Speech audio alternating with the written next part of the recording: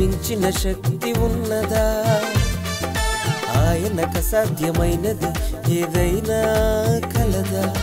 దేవుని శక్తికి మించిన శక్తి ఉన్నదా?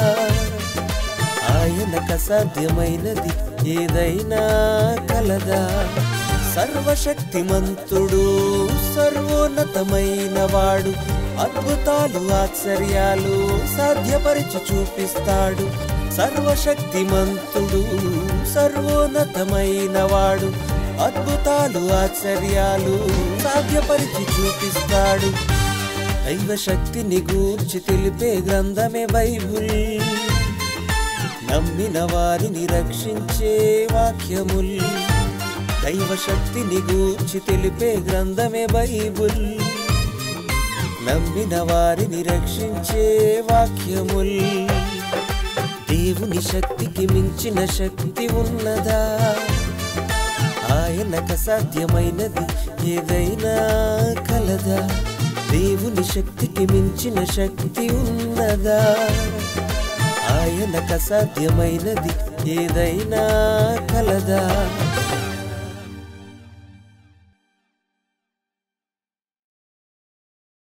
యేసుక్రీస్తు ప్రభువునందు అత్యంత ప్రియులైన నా సహోదరి సహోదరులారా, మీ అందరికీ మన ప్రభువు నామమున నా హృదయపూర్వకమైన వందనములు తెలియజేయుచున్నాను. ప్రియులారా, దైవశక్తి అనే కార్యక్రమానికి మీ అందరికీ స్వాగతం. యోబు గ్రంథములో దేవుని మాటలను ఆలోచించే క్రమంలో నేటి భాగానికి మనం వచ్చి ఉన్నాం. గత భాగాలలో దైవశక్తిని గూర్చి దేవుని మాటలలో ఆయన తెలియజేసినటువంటి అద్భుతమైనటువంటి సత్యములను, నిగూఢ రహస్యములను మనం తెలుసుకుని ఉన్నాం. దేవుని కృపను బట్టి ఈ పాఠ్యాంశం ద్వారా కూడా చక్కని సంగతులను మనం నేర్చుకుందాం. యోబు గ్రంథము 38వ అధ్యాయము 25వ వచనం దగ్గర మనం ఉన్నాం. పరిశుద్ధ గ్రంథములు తెరచి మీ ఆలోచనలు ఎటు పోనివ్వకుండా మీరు వాక్యం వింటున్నంతసేపు దేవుని మాటల మీద, ఆ వివరణ మీద మీ దృష్టిని కేంద్రీకరించాలని నేను మొట్టమొదట మీకు తెలియజేస్తూ, యోబు గ్రంథము 38వ అధ్యాయము 25వ వచనాన్ని చూడవలసిందిగా కోరుకుంటున్నాను. యోబు గ్రంథము 38వ అధ్యాయము 25వ వచనం నుంచి.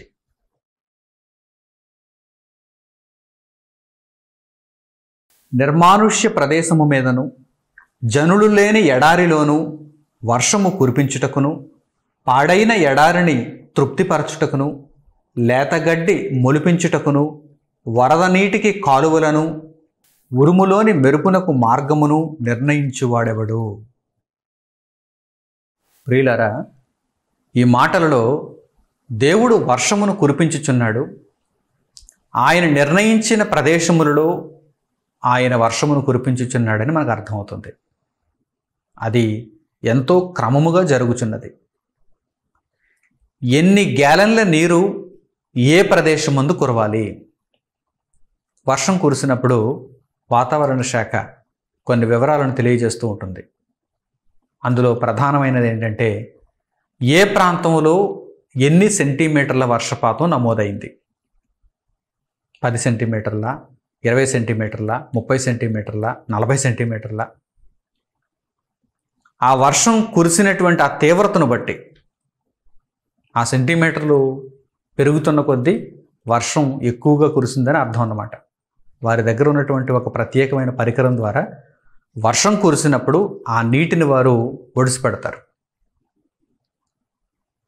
వారు పట్టినటువంటి ఆ నీరు ఒక ప్రత్యేకమైనటువంటి గాజు గ్లాసులో వేసినప్పుడు, ఒక మెజరింగ్ జార్లో వేసినప్పుడు, కొలమానంలో వారు చూచినప్పుడు ఎన్ని సెంటీమీటర్లు వచ్చింది, ఆ నీటి యొక్క పొడవు ఎన్ని సెంటీమీటర్లు వచ్చింది, ఆ నీరు ఒక మెజరింగ్ జార్లో వేస్తే ఆ పొడవు వారు లెక్కిస్తారు. దానిని బట్టి 5 సెంటీమీటర్ల, 10 సెంటీమీటర్ల, 15 సెంటీమీటర్ల, 20 సెంటీమీటర్ల వర్షపాతం ఎంత నమోదైంది అనే దానిని వాతావరణ శాఖ చెబుతుంది. ఎంత వర్షపాతం నమోదైందో చెప్పేదే వాతావరణ శాఖ. మనుషుల దగ్గర ఉన్నటువంటి జ్ఞానం, లోక సంబంధమైన జ్ఞానం. ఇక్కడ దేవుడు అడుగుతున్న ప్రశ్న ఏంటి? యోబు గ్రంథంలో దేవుడు అడుగుతున్నటువంటి ప్రశ్న ఏంటి? ఎంత వర్షమును కురిపించాలన్నది ఆయన నిర్ణయిస్తున్నాడు. ఎంత వర్షం కురిసిందో లెక్క పెట్టుకుంటున్నది మనిషి. ఎంత వర్షం కురిపించాలో లెక్క పెడుతున్నది దేవుడు, లెక్క నిర్ణయిస్తున్నది దేవుడు. అది కూడా ఏ ప్రాంతంలో ఎంత, ఏ జిల్లాలో ఎంత, ఏ మండలంలో ఎంత, ఏ పల్లెలో ఎంత, ఏ పట్టణంలో ఎంత, ఏ అడవిలో ఎంత, ఏ ఎడారిలో ఎంత, నిర్మానుష్యమైనటువంటి ప్రదేశములలో కురిపించాలా, లేక జనులు ఉన్నటువంటి ప్రదేశంలో కురిపించాలా, పొలములు ఉన్నటువంటి ప్రాంతంలో కురిపించాలా, కొండలలో లోయలలో కురిపించాలా, దీనిని అంతటినీ దేవుడు నిర్ణయిస్తున్నట్టుగా ఆ మాటలలో మనకు కనిపిస్తుంది. దేవుని దగ్గర ఎంత విశేషమైనటువంటి యంత్రాంగం ఉందో ఒకసారి మీరు గమనించండి. ఇన్ని పనులు చూచుకోవాలంటే యోబు గ్రంథం 38వ అధ్యాయం ప్రారంభం నుంచి నేను గత భాగాలలో వివరిస్తున్నప్పుడు ఎన్నెన్నో పనులు కదా. వెలుగు, చీకటి, భూమి, సముద్రము, హిమము, వడగండ్లు, తూర్పు గాలి, వర్షము, ఎన్నెన్నో పనులు, ఇంకను అనేకమైన పనులను కూర్చి ఆయన తెలియజేస్తున్నాడు. వాటిని వచ్చే భాగాలలో మనం నేర్చుకోబోతున్నాం కదా. ఒక వరుస క్రమంలో మనం వాటిని చూస్తున్నప్పుడు ఎన్ని పనులను దేవుడు కలిగి ఉన్నాడు. దేవుని సంకల్పాన్ని నెరవేర్చడానికి, ఆ సంకల్పంలో ఉన్న మనిషిని బ్రతికించటానికి, రక్షణను మనిషికి చేరువ చేసి నిత్యత్వానికి మనిషిని చేరువ చేయటానికి దేవుడు ఎన్నెన్ని పనులను కలిగి ఉన్నాడు చూడండి. అందుకే ఒకనొక సందర్భంలో ఇశ్రాయేలును కాపాడువాడు కొనుకడు నిద్రపోడు. ఇన్ని పనులు ఉన్నప్పుడు ఇక కొనుకేంటండి, నిద్ర ఏంటండి? ఇన్ని పనులు ఉన్నప్పుడు, మనకు విస్తారమైనటువంటి పనిపాటలు ఉన్నప్పుడు మనకు విశ్రాంతి ఉంటుందా? మనకు కొనుక్కుంటుందా? చాలా అలసిపోతాం. పని మీద పని, పని మీద పని, పని మీద పని. దేవుడు ఇన్ని పనులను మనిషి నిమిత్తం ఆయన ఇష్టపడి, ఆయనకి ఎవరో ఈ పని ఇచ్చారని కాదు, ఆయన ఇష్టపడి ఆ పనులను చేస్తున్నాడు. తన బిడ్డల ఎడల తన ప్రేమను ఆయన చాటుతున్నాడు. భూమి మీద శరీర సంబంధమైనటువంటి తల్లిదండ్రులు బిడ్డల కొరకు కష్టపడుతూ ఉంటారు. రాత్రనక పగలనక కష్టపడుతూ ఉంటారు. ఎందుకు? తమ బిడ్డలకు మంచి భవిష్యత్తునివ్వాలని, వారి యొక్క అవసరాలు తీర్చాలని. భూమి మీద శరీర సంబంధమైనటువంటి తల్లిదండ్రులు ఎంతో కష్టపడుతూ ఉంటారు బిడ్డలకు ఉజ్వలమైన భవిష్యత్తునివ్వాలని. ఎవరో అడిగారని కాదు, ఎవరో వారికి పని నిర్ణయించారని కాదు, బిడ్డల మీద ఉన్న ప్రేమతో వారికి వారే పనిని స్వీకరిస్తారు, ప్రేమిస్తారు, పనిని ఆనందంగా చేస్తారు. అలసిపోతూ పని చేస్తారు, ఆనందంతో చేస్తారు. పరలోకమందున్న కన్న తండ్రి కోటాను కోట్ల మనుష్యుల నిమిత్తము ప్రేమ, దయ, కృప కలిగిన వాడై మనుష్యుల కొరకు ఆయన పని పెట్టుకున్నాడు. ప్రారంభం నుంచి కూడా మనకు అదే భావన కనిపిస్తుంది. ఆదికాండం 1వ అధ్యాయం నుంచి కూడా దేవునికి పని ఉంది. ఆయన విశ్రాంతి తీసుకోదగినంత పని చేశాడు. విశ్రాంతి తీసుకునేటట్టుగా ఆయన కష్టపడ్డాడు. ఎప్పుడు విశ్రాంతి అవసరం? అలసిపోయినప్పుడు విశ్రాంతి అవసరం. అంతగా ఆయన కష్టపడ్డాడు, కష్టపడుతూనే ఉన్నాడు. ప్రభువు కూడా, దేవుని కుమారుడైన యేసుక్రీస్తు ప్రభువు కూడా ఈ విషయాన్ని తెలియజేశారు ఒకనొక సందర్భంలో. నా తండ్రి ఇది వరకు పని చేయుచున్నాడు, నేనును పని చేయుచున్నాను. మనుషుల ఎడల ప్రేమతో దేవుడు పనిచేస్తున్నాడు. ఆ పనులే ఇక్కడ మనకు కనిపిస్తున్నాయి.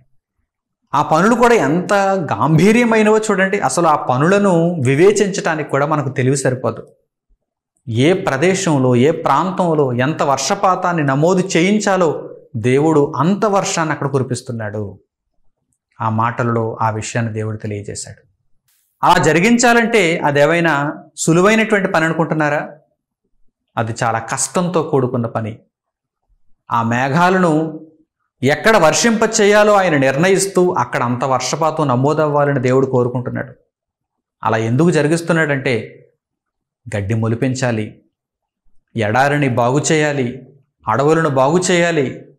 మనుషులు మాత్రమే కాదు, మనుషులతో పాటు ఎన్నో జీవులు ఈ భూమి మీద నివసిస్తున్నాయి కదా, మనుగడను కొనసాగిస్తున్నాయి కదా.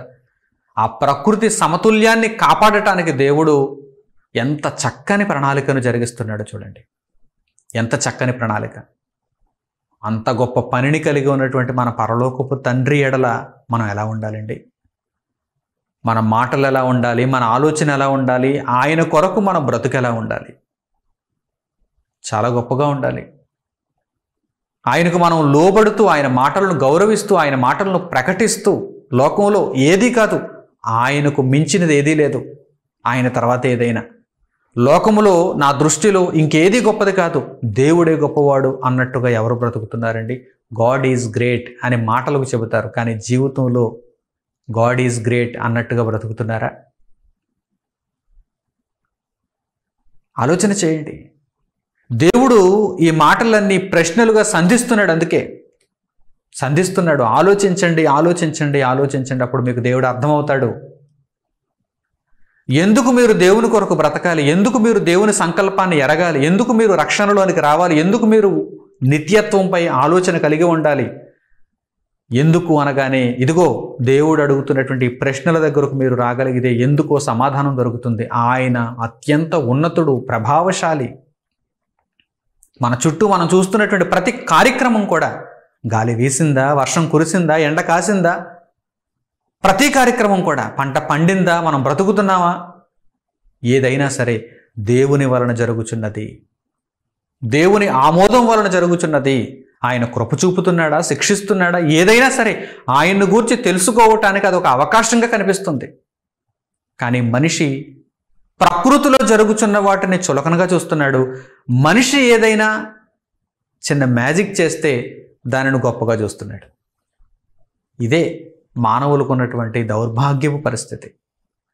దేవుడు గొప్పగా జరిగిస్తున్నటువంటి ఈ ప్రకృతి కార్యములను లోతులకు వెళ్ళి వివేచించలేకపోతున్నాడు, దేవుణ్ణి తెలుసుకోలేకపోతున్నాడు. కానీ మనిషి ఒక చిన్న కట్టడం కట్టినా, లేక మనిషి ఏదైనా ఒక క్రీడలో గొప్పగా నైపుణ్యతను చూపించి గెలిచినా, లేక మనిషి ఏదైనా ఒక రంగంలో అభివృద్ధిని సాధించినా, అప్పుడు ఏమనుకుంటాడు? ఆ మనిషికి ఇంక తిరుగులేదనుకుంటాడు. దేవుని పని అయిపోయింది, ఇక మనిషికి తిరుగులేదనుకుంటాడు. మనిషి చాలా సాధించేశాడు అనుకుంటాడు. చంద్రమండలం మీదకి వెళ్తే మనిషి అంతా సాధించేసినట్టేనా? విశ్వంలోనికి ర్యాకెట్ వేసుకుని వెళితే మనిషి అంతా సాధించేసినట్టేనా? దానిని కలిగించిన దేవుణ్ణి గూర్చి నువ్వు తెలుసుకోలేకపోయావే. విశ్వాన్ని చూడటానికి ర్యాకెట్ వేసుకుని నువ్వు వెళ్ళగలుగుతున్నావు అంతే. దానిని ఏమైనా నీవు తయారు చేయగలవా? నియంత్రించగలవా? దానిని ఏమైనా మార్పు చేయగలవా? దాని మీద అజమాయిషీ నీకుందా? లేదు. అన్నీ కలిగి ఉన్నటువంటి, అన్ని అర్హతలు ఉన్నటువంటి, అన్ని శక్తులు ఆయనలో ఇమిడి ఉన్నటువంటి పరలోకమందున తండ్రి ఎడల నీకంత భయం ఎందుకు లేదు? నీవంత భక్తిని ఎందుకు చూపించలేకపోతున్నావు? ఆయన మాటలను ఎందుకు నీవు స్వీకరించలేకపోతున్నావు అంటున్నాడు దేవుడు. వర్షమును ఎంత కురవాలో ఆయన నిర్ణయిస్తున్నాడు, ఎక్కడ కురవాలో ఆయన నిర్ణయిస్తున్నాడు. ఎందుకంటే సమస్త ప్రకృతిని సమతుల్యం కలిగినదిగా ఆయన చేయుచున్నాడు. వ్రాయబడిన మరో చక్కని మాట మనం చూద్దాం. ఈ సందర్భం అనుసరించి వ్రాయబడిన ఒక చక్కని మాట, కీర్తనాకారుడు పలికినటువంటి ఆ మాటను చూద్దాం. 29వ కీర్తన 3వ వచనాన్ని చూడండి. కీర్తనల గ్రంథము 29వ అధ్యాయము 3వ వాక్యం.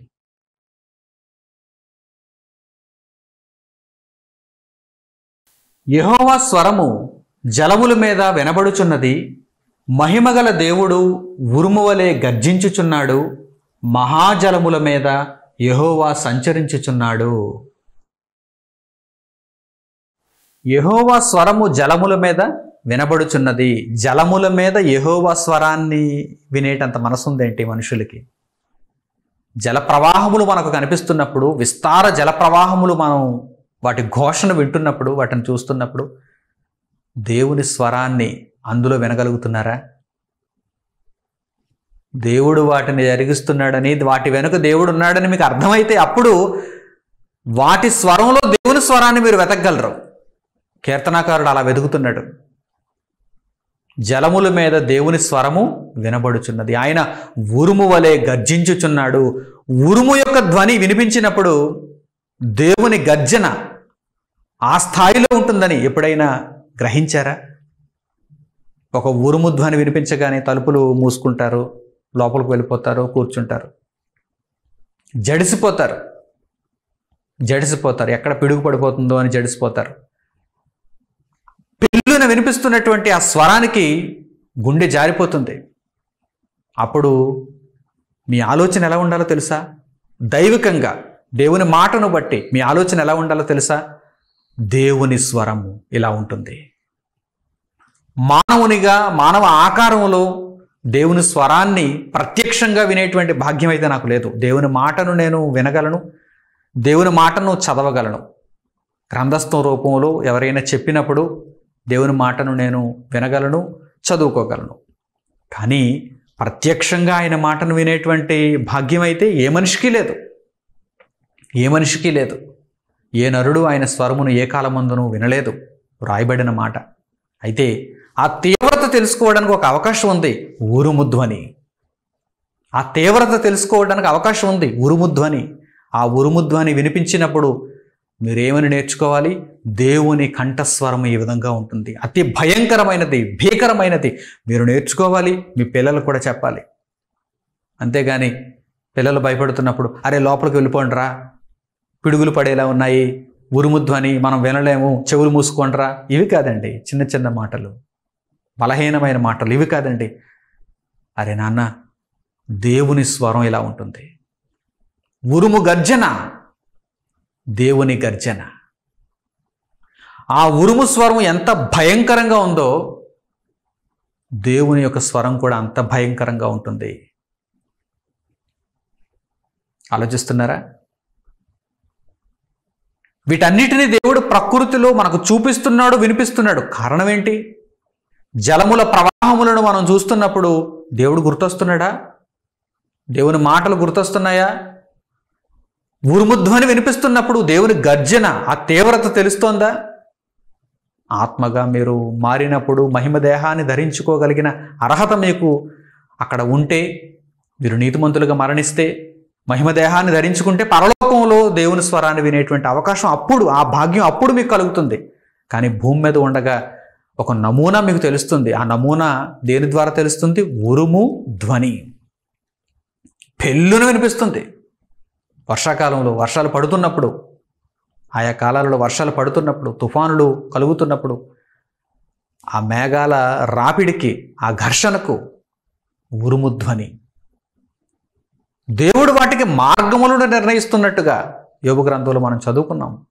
దేవుడు వాటికి మార్గములు నిర్ణయిస్తున్నట్టుగా, ఆ ఉరుములకు, ఆ పిడుగులకు మార్గములు నిర్ణయిస్తున్నట్టుగా. ప్రియులారా, ఎక్కడ ఎంత వర్షం నమోదు కావాలి, ఏ ప్రాంతాన్ని దేవుడు ఎంత వర్షంతో నింపాలి అనేది ముందుగా నిర్ణయిస్తున్నాడు, పంపిస్తున్నాడు. ఆయన కార్యక్రమాలను గూర్చి మనుషులు ఆలోచిస్తారని, వివేచిస్తారని ఆయన కోరుకుంటున్నాడు. కానీ ఎందరికి ఉంది ఇటువంటి ఆలోచన? లెక్క పెట్టుకుంటున్నారు, ఎంత వర్షపాతం రాసుకుంటున్నారు. అంతే తప్ప దేవుని కొరకు ఆలోచించే మనసుందా? దేవుని గూర్చి తెలుసుకోవాలనే ఆసక్తి ఉందా?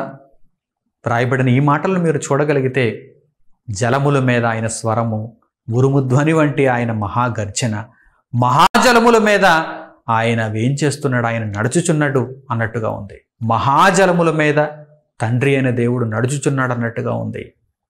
అంటే ఈ ప్రకృతిలో ఉన్నటువంటి దేవదూతల యొక్క ప్రతిస్వరూపాలను చూస్తున్నటువంటి భక్తుడు వాటి వెనక ఉన్న దేవుణ్ణి గూర్చి ఆలోచిస్తున్నాడు, వాటి వెనక ఉన్నటువంటి దైవశక్తిని గూర్చి మాట్లాడుతున్నాడు, కీర్తిస్తున్నాడు.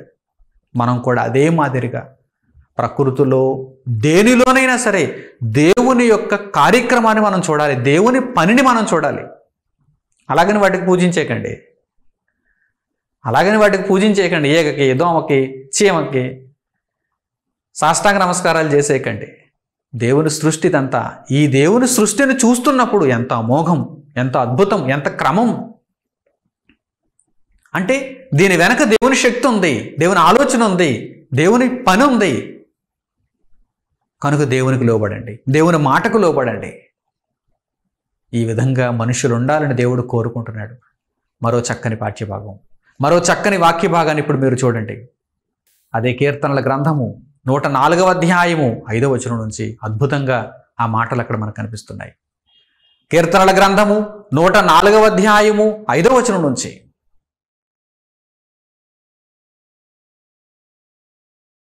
భూమి ఎన్నటికి కదలకుండునట్లు ఆయన దానిని పునాదుల మీద స్థిరపరిచెను, దాని మీద అగాధ జలములను నీవు వస్త్రము వలె కప్పితివి. కొండలకు పైగా నీళ్లు నిలిచెను, నీవు గద్దింపగానే అవి పారిపోయెను. నీ ఉరుము శబ్దము విని అవి త్వరగా పారిపోయెను. నీవు వాటికి నియమించిన చోటికి పోవుటకై అవి పర్వతములెక్కెను, పల్లములకు దిగెను. అవి మరలి వచ్చి భూమిని కప్పక ఇండునట్లు అవి దాటలేని సరిహద్దులు నీవు వాటికి నియమించితివి. ఆయన కొండ లోయలలో నీటి బుగ్గలను పుట్టించును, అవి మన్యములలో పారును. అవి అడవి జంతువులన్నిటికీ దాహమిచ్చును, వాటి వలన అడవి గాడిదలు దప్పి తీర్చుకొనును. వాటి ఒడ్డున ఆకాశ పక్షులు వాసము చేయును, కొమ్మల నడుమ అవి సునాదము చేయును. తన గదులలో నుండి ఆయన కొండలకు జలధారలనిచ్చును. నీ క్రియల ఫలము చేత భూమి తృప్తి పొందుచున్నది. దేవుడు వర్షమును రప్పించి భూమిని దేవుడు ఎంత చక్కగా సస్యశ్యామలంగా ఉంచుతున్నాడో మీరు గమనిస్తున్నారా? ఆ విధానం అంతా అక్కడ కీర్తనాకారుడు చక్కగా వివరిస్తున్నాడు. ఈ విధంగా ఆయన చేయటం వలన భూమి మీద ప్రాణుల మనుగడ మనకు కనిపిస్తుంది. భూమి మీద ప్రాణుల మనుగడ మనకు కనిపిస్తుంది. అది వేరే గ్రహాలలో కనిపించదు. వేరే గ్రహాలలో కనిపించదు. ఎందుకంటే భూమి మీద మనుషులు ఉన్నారు, భూమి మీద జీవులు ఉన్నాయి. దేవుని ప్రణాళిక భూమి మీద నెరవేరుచున్నది. కనుక భూమి మీద దేవుడు వీటన్నిటిని జరిగిస్తున్నాడు. వీటన్నిటిని జరిగించటంలో ఆయన జీవులను బ్రతికిస్తున్నాడు, తద్వారా మనుషులందరినీ కాపాడుతున్నాడు. వర్షమును కురిపించి వాటిని ప్రవహింపజేస్తున్నాడు. వర్షమును కురిపించిన తర్వాత మరలా దేవుడు అక్కడతో పని అయిపోయింది అనుకుంటున్నాడా? అక్కడతో దేవుడు విడిచిపెట్టేశాడు అనుకుంటున్నారా? లేదు. వర్షమును కురిపించిన తర్వాత ఆ కొండలలో, లోయలలో ఎత్తుకు వెళ్ళాలి, పల్లానికి దిగాలి. ఆ ప్రవాహాలు, నీటి ప్రవాహం, కొండలలో పుడుతున్నటువంటి ఆ నీటి ప్రవాహాలు చూడండి. అలా అవి అనేక ప్రాంతాలను తడుపుకుంటూ, అనేక ప్రాంతాలలో భూములను సస్యశ్యామలం చేస్తూ, పచ్చగా చేస్తూ వచ్చి చివరకు సముద్రంలో కలుస్తాయి. ఒక నది పుట్టిన తర్వాత డైరెక్ట్గా వెళ్ళిపోయి సముద్రంలో పడిపోతండి. అనేక ప్రాంతాలను కలుపుతూ ఆ నది యొక్క ఆకారాన్ని మీరు చూస్తే దేవుడు నిర్ణయించిన ఆకారం అండి అది. దేవుడు నిర్ణయించిన ఆకారం అది. ఆ నది యొక్క ఆకారాన్ని చూస్తే అనేక వంపులు తిరుగుతూ ఉంటుంది. అనేక ప్రాంతాలను అది తడుపుతూ రావాలి, చల్లగా చేస్తూ, పచ్చగా చేస్తూ రావాలి. ఎందుకంటే పంట కావాలి, జీవులు బ్రతకాలి, మనుషులు బ్రతకాలి. ప్రధానంగా దేవుని సంకల్పం మనుషుల మీద, మనుషుల రక్షణ మీద. ప్రియులారా, ఈ విషయాలను ఆలోచన చేస్తున్నారా? వర్షమును కురిపించుచున్న దేవుడు ఆ వర్షధారలన్నీ కూడా భూమి మీద పడినప్పుడు ఏ ప్రాంతంలో ఎంత అనేది దేవుడు నిర్ణయించి పంపించినప్పుడు మరలా వాటికి ప్రవాహములను కూడా దేవుడు నిర్ణయిస్తున్నాడు. ఈ ప్రవాహము, ఈ మార్గము గుండా ఇన్ని ప్రాంతములను అది తడుపుకుంటూ వచ్చి సముద్రంలో కలవాలి. దీని అంతటి వెనుక ఆయన శక్తి లేదనుకుంటున్నారా? లేదనుకున్నారంటే మీరు అవివేకులే. దీని అంతటి వెనుక ఆయన అజమాయిషీ లేదనుకుంటున్నారా? ఆయన ప్రణాళిక లేదనుకుంటున్నారా? ఖచ్చితంగా ఆయన సంకల్పంలో, ఆయన కనుసన్నలలో ఇవన్నీ జరుగుచున్నవి. ఆయన ఆదేశానుసారముగా ఈ దేవదూతలన్నీ కూడా జలముల దూత, వర్షము దూత, మేఘము దూత, ఇవన్నీ కూడా దేవదూతలు సేవకులుగా దేవుని ఆదేశాలను పాటిస్తూ ఇంత చక్కగా, ఇంత క్రమంగా అవి వాటి పనులను నెరవేరుస్తున్నాయి. దేవుడు వీటన్నిటినీ మనుషులకు ఉపయోగకరంగా మలచి వాటి చేత పని చేయిస్తున్నాడు. ఆయన పని చేస్తున్నాడు. మన కొరకు ఆయన పని చేయుచున్నాడు.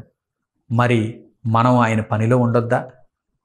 ఆయనను తెలుసుకొని ఆయనను గూర్చి అనేకులకు ప్రకటించే, ఆయనను గూర్చి అనేకులకు తెలియచేసే పనిలో మనం కూడా ఉండొద్దా? ఉండాలి. ఆయన అలసిపోయేటంతగా పని చేస్తున్నప్పుడు మనం కూడా ఎలా పని చేయాలి? అలసిపోయేటంతగా పని చేయాలి. దేవుని గూర్చి నేర్చుకోవాలి, అనేక మందికి దేవుని గూర్చి నేర్పించాలి. మన బ్రతుకు కాలం అంతా దానికే నిర్ణయించుకోవాలి.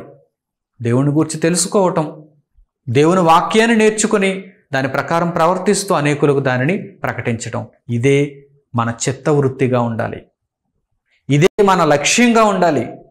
ఇదే మన జీవన విధానంగా ఉండాలి. జానుడి పొట్టను పోషించుకోవడం కోసం పనులు అంటారా? ఏదో ఒక పని చేసుకోవచ్చు. అదే జీవితం కాదు. అదే జీవితం కాదు. ఈరోజు మనుషుల యొక్క విధానం, మనుషుల యొక్క ఆలోచన ఎలా మారిపోయిందంటే, దేవుని పని నేనెక్కడ చేయగలనండి, జానుడి పొట్టను పోషించుకోవడానికి ఉద్యోగం చేసుకుంటానంటారు. జానుడి పొట్టను పోషించుకోవడానికి ఉద్యోగం చేసుకో, కానీ నీ ప్రధానమైన లక్ష్యం ఏంటి, నీ ప్రధానమైన కర్తవ్యం ఎలా ఉండాలి? నీవు దేవుని కొరకు పుట్టినవాడు, దేవుని కొరకే బ్రతకాలి. ఉదాహరణకి ఏదైనా ఒక వాహనంలో ఆ వాహనం పనిచేయటానికి, నడవటానికి అందులో పెట్రోల్ పోస్తాం. పెట్రోలు బర్న్ చేయటానికి, అంటే పెట్రోల్ను దహించి ఆ పెట్రోల్ అంతా తాగేయడం కోసమా ఆ వాహనం ఉన్నది? లేదు, మన ప్రయాణాన్ని ముగించడం కోసం ఆ వాహనం ఉంది.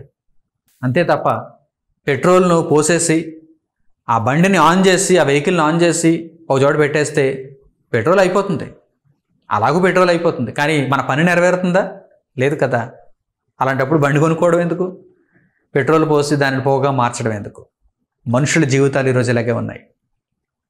ఆహారం తినండి, ఆహారం తినడం కోసం సంపాదించుకోండి, అదంతా కూడా ఒకవైపు, అదంతా కూడా మీ జీవితంలో ఒక భాగం.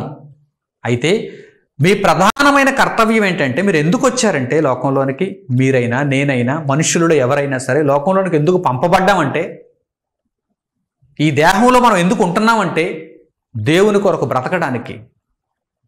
దేవుని కొరకు బ్రతకడానికి. దానికి మించిన మరో పని మనిషికి లేదు. దానికి మించిన మరో పని మనిషికి లేదు. ఏదైనా ఉందా చెప్పండి? దేవుని పనికి మించిన పని ఏదైనా ఉందా మనుషులకు?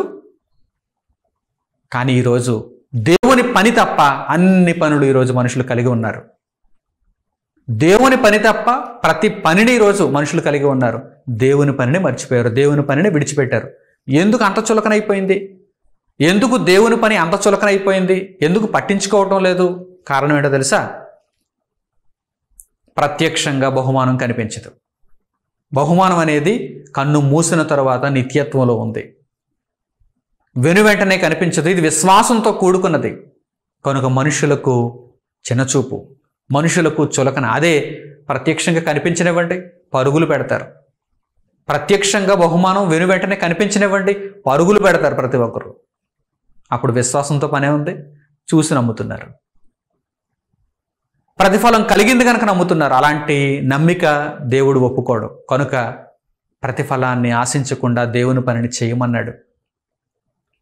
ఆ ప్రతిఫలం పరలోకమందు ఇవ్వబడుతుంది అన్నాడు. విశ్వాసంతో పని చేయమన్నాడు. దేవుని పని చేయుట కొరకే ప్రతి ఒక్కరూ భూమి మీదకి వచ్చారు. ముందుగా నిర్ణయింపబడిన సత్క్రియలు చేయుటకే మనుషులు లోకంలోనికి వచ్చారు. కానీ మనుషులు ఆ విషయాన్ని మరిచిపోయి మిగిలిన అన్ని పనులు చేస్తున్నారు. దుర్మార్గపు క్రియలు కూడా ఎన్నో చేస్తున్నారు.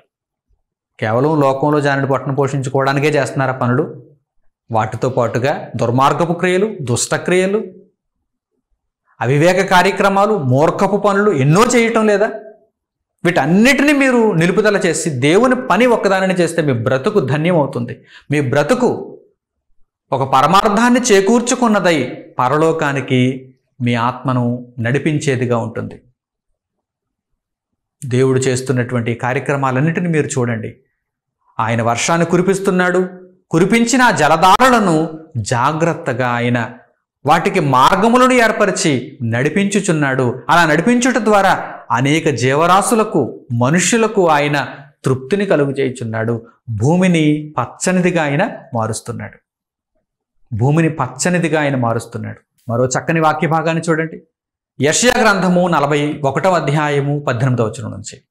యెషయా గ్రంథము 41వ అధ్యాయము 18వ వచనం నుంచి.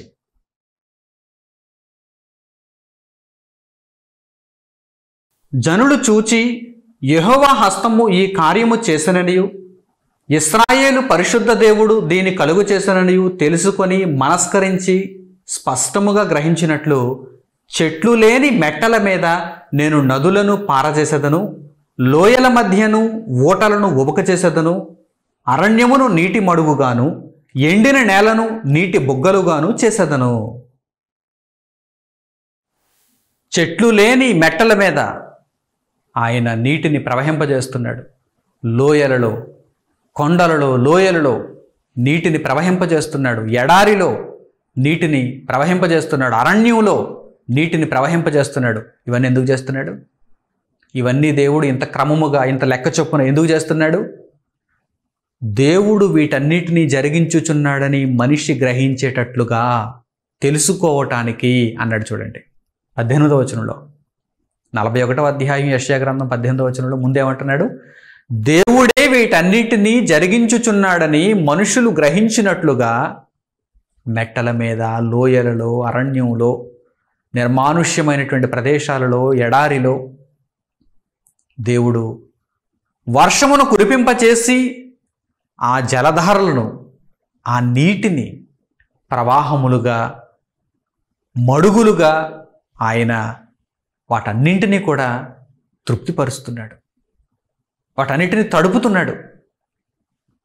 భలే ఉంది అని సంబరం పడిపోవడం మాత్రమే కాదు, అలా జరుగుచున్నందుకు వాటి వెనక ఉన్న శక్తిని గ్రహించాలని, దేవుణ్ణి తెలుసుకోవాలని దేవుడు కోరుకుంటున్నట్టుగా ఆ మాటలలో వ్రాయబడలేదా? ఈరోజు మనుష్యులు ప్రకృతిని చూచి భలే జరుగుతుంది, భలే జరుగుతుంది, భలే జరుగుతుంది, ఈ ప్రకృతి ఎంతో అందమైనది, ఈ ప్రకృతి ఎంతో చక్కగా ఉంది, క్రమంగా ఉంది అని సంబరపడుతున్నారు, ఆనందిస్తున్నారు. కానీ ఇలా జరిగించుచున్న మహాదేవుణ్ణి గుర్తించుచున్నారా? ఇలా జరిగించుచున్న ఆ మహాశక్తికి మీరు లోబడుతున్నారా? ఆ మాటలు వ్రాయబడిన గ్రంథము దగ్గరకు మీరు వచ్చారా? దేవుడు ప్రశ్నిస్తున్నాడు. దేవుని తెలుసుకోలేకపోతే మీ జీవితంలో అదే పెద్ద మైనస్ అండి. దేవుణ్ణి తెలుసుకోలేకపోతే మీ జీవితంలో అదే పెద్ద వెలితి. దానికి మించిన వెలితి ఇంకేమీ లేదు. మీరు ఎన్ని సంపాదించినా, మీరు లోకంలో ఎంత ఘనులైనా, మీకు దేవుడు అర్థం కాకపోతే, పరిశుద్ధ గ్రంథంలో వ్రాయబడినటువంటి మాటల వెనుక ఉన్నటువంటి మహాశక్తి అయిన పరలోకపు తండ్రి మీకు తెలియకపోతే మీ జీవితంలో అదే పెద్ద వెలితి, అదే పెద్ద వెలితి. ఈ వెలితితో మీరు మరణిస్తే ఇంకా పెద్ద వెలితి. దేవుణ్ణి తెలుసుకోకుండా, రక్షణను మీ జీవితంలో మీరు ఆస్వాదించకుండా, ప్రభువు మార్గంలో నడుచుకోకుండా కన్ను మూస్తే, ఆ వెలితితో మీరు కన్ను మూస్తే ఆ తర్వాత ఇంకా పెద్ద వెలితి. అదే నిత్యత్వాన్ని కోల్పోవటం, పాతాళ లోకమందలి కటిక చీకటి గల బిలములలోనికి మీరు త్రోయబడటం. అదే పెద్ద వెలితి. అటువంటి భయంకరమైనటువంటి వేదనకు గురి కాకుండా ఉండాలంటే ఈ ప్రకృతిలో మన జీవిత కాలంలో అలాగని 1 రోజు 2 రోజులు పంపించలేదు దేవుడు మనల్ని. ఒక 70 ఏళ్ళు ఇచ్చాడు ఆలోచించడానికి. తీరికగా ఆలోచించండి. ఒక 70 ఏళ్ళు ఇచ్చాడు సగటున సరాసరి మానవ ఆయుష్కాలం. తీరికగా ఆలోచన చేయండి, కూర్చోండి, వివేచించండి, గ్రంథాన్ని దగ్గర పెట్టుకోండి, జరుగుతున్న ప్రతి కార్యక్రమాన్ని చూడండి, ప్రకృతి శక్తులను చూడండి, ఆ క్రమాన్ని చూడండి, ఆ పద్ధతిని చూడండి, వాటి వెనుక ఉన్న పనిని చూడండి. మహాశక్తి పరలోకమందున్న దేవుణ్ణి కనుగొనండి, దేవుణ్ణి వెదకండి. చాలినంత సమయం ఉంది. నా ప్రియులైన సహోదరి సహోదరులారా, మీ జీవితకాలంలో దేవుణ్ణి మీరు తెలుసుకుంటే, మీ జీవితకాలంలో ప్రభు రక్షణను మీరు గ్రహించగలిగితే, మీ జీవితకాలంలో మీ బ్రతుకు పరమార్థాన్ని మీరు తెలుసుకొని దేవుని పనిలోనికి మీరు రాగలిగితే, మీ జీవిత కాలములో ఆ వెలితిని పూర్తి చేసుకొని పరిపూర్ణులు కాగలిగితే, మరణించిన తర్వాత, దేహాన్ని విడిచిపెట్టిన తర్వాత దేవదూతల ఆహ్వానం కలుగుతుంది. మన ఆత్మకు దేవదూతల ఆహ్వానం మనకు అందజేయబడుతుంది. నిత్యత్వంలో మనం ప్రవేశిస్తాం, విశ్రాంతిలో ప్రవేశిస్తాం. అంత చక్కని భాగ్యమును, అంత చక్కని అవకాశమును మీరు పొందాలనుకుంటే కనుక ఇప్పుడే కన్నులు తెరవండి, ఇప్పుడే నిద్రావస్థ నుండి మేల్కోండి. దేవుడు జరిగిస్తున్నటువంటి ప్రతి కార్యక్రమమును ఒక్కసారి గమనించి దేవునికి లోబడుతూ, భయభక్తులు చూపిస్తూ, దేవుడు కోరుకున్న బ్రతుకును మీ జీవితాలలో కలిగి ఉండండి. ప్రభు ద్వారా మీ జీవితాలను నిలబెట్టుకోండి. చక్కగా నిర్ణయం తీసుకుంటారని మిమ్మల్ని అందరినీ నేను కోరుకుంటూ దేవుని వాక్యమును ఇంతటితో ముగిస్తున్నాను. తండ్రి అయిన దేవునికి ప్రార్థనలు ఏకీభవించండి. సైన్యములకు అధిపతి అయిన మా పరలోకపు తండ్రి, ఈ సమయమందు మీరు మీ ప్రేమ చేత మాకు అనుగ్రహించినటువంటి ఈ మహాజ్ఞానపు సంగతుల కొరకు మీ సన్నిధిలో మా హృదయపూర్వకమైన కృతజ్ఞతాస్తుతులు మీకు చెల్లిస్తున్నాము. నాయనా, కన్నులారా ఈ బ్రతుకు కాలంలో మేము మిమ్మల్ని చూడలేము, మా చెవులారా ప్రత్యక్షంగా మీ స్వరమును మేము వినలేము. కానీ ప్రకృతి కార్యక్రమాల ద్వారా మీ స్వరం ఎలా ఉంటుందో, మీరు సంచరిస్తే ఎలా ఉంటుందో, మీ యొక్క మహిమా స్వరూపము ఎలా ఉంటుందో, చిన్న ఆకారంలో దేహంలో ఉన్నటువంటి మాకు వివరించటానికి గొప్ప గొప్ప కార్యక్రమాలను మీరు జరిగిస్తూ మాకు వాటిని వివరిస్తున్నారు. తండ్రి, నిజంగా మిమ్మల్ని తెలుసుకున్న వారమై మా జీవితంలో ఉన్న వెలితిని పూర్తి చేసుకొని యేసుక్రీస్తు ప్రభువు ద్వారా రక్షణ నొంది పరిపూర్ణులమై మీ పనిలోనికి వచ్చి మీ చిత్తమును పరిపూర్ణం చేసుకొని నెరవేర్చుకొని నాయన కన్ను మూసి ఈ దేహమును విడిచిపెట్టి ఆత్మగా మీరున్న లోకములో నిత్యత్వంలో ప్రవేశించాలనే కోరిక మాలో బలంగా ఉంది. ఇట్టి కోరిక ఎవరికైతే ఉందో వారంతా తమ చిత్తవృత్తి యందు మీ మాటలను ఆదర్శంగా తీసుకొని ఆ మాటల ప్రకారం జీవిస్తూ ప్రభువులో వారి బ్రతుకులను ముందుకు కొనసాగించుకునే భాగ్యమును వారికి కల్పించండి. రక్షణను అందటం, ప్రభు ద్వారా జీవితాలను నిలబెట్టుకోవడం ఎంతో ముఖ్యమైన విషయం. తండ్రి, ఒకవేళ ఆ విషయంలో వెలితి కలిగి ఉంటే ప్రభువును స్వీకరించకపోతే నిత్య నాశనం. అటువంటి పరిస్థితిని మేము చూడకుండా దేవదూతల ఆహ్వానమును పొందుటకు, పరలోకమందు నిత్యత్వమందు ప్రవేశించగలుగుటకు ఈ బ్రతుకులో మేము చేయవలసిన ప్రతి పనిని, మీ చిత్తానుసారమైనటువంటి ప్రతి సత్క్రియను పూర్తి చేసుకొనగలుగుటకు మీ కృపను మా ఎడల విస్తరింపచేసి నాయన ఈ బ్రతుకంతటినీ మీకు అంకితం చేసుకుని మీ ఆలోచనలకు అనుగుణంగా బ్రతికే భాగ్యమని మిమ్మల్ని కోరుకుంటూ మా ప్రార్థన విజ్ఞాపనములను మా ప్రభువును రక్షకుడునైన యేసుక్రీస్తు వారి పేరిట మిమ్మల్ని అడుగుచున్నాము తండ్రి. ఆమేన్. మన తండ్రి అయిన దేవుని ప్రేమ, మన రక్షకుడైన యేసుక్రీస్తు వారి కృప, పరిశుద్ధాత్ముని అన్యోన్య సహవాసము మనందరికీ సదాకాలముతోనే నడిపించును గాక. ఆమేన్. అందరికి వందనములు. సెలవు.